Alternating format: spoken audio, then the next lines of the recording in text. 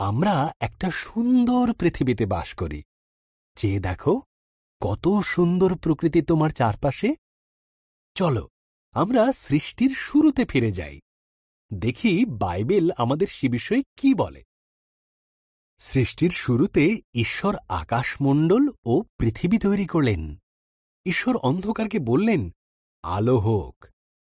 এই আলোকে তিনি নাম দিলেন দিন, আর অন্ধকারকে নাম দিলেন রাত্রি।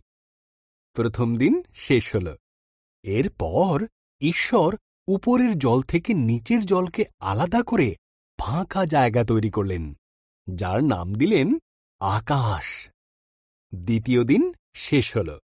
ঈশ্বর সমস্ত জল একত্র করলেন। এর ফলে শুকনো জায়গা দেখা দিল।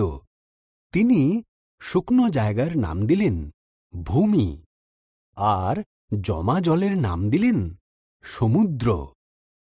তারপর তিনি তৈরি করলেন ঘাস, শস্য ও গাছপালা। তৃতীয় দিন শেষ হল।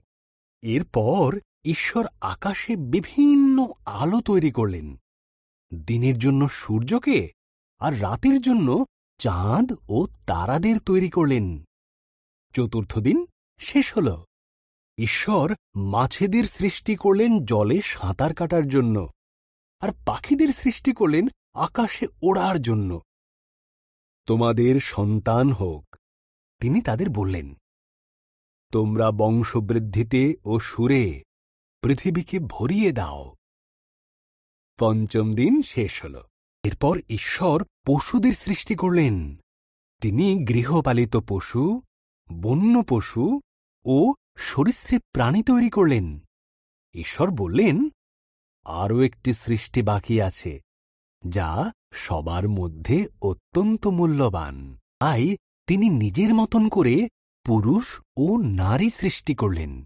তিনি বললেন, তোমাদের সন্তান হোক, পৃথিবীর দায়িত্ব নাও, মাছ ও পশু পাখিদের যত্নে রেখো। ষষ্ঠ দিন শেষ হল। এরপর ঈশ্বর দেখলেন তাঁর সমস্ত সৃষ্টিকে খুব সুন্দর।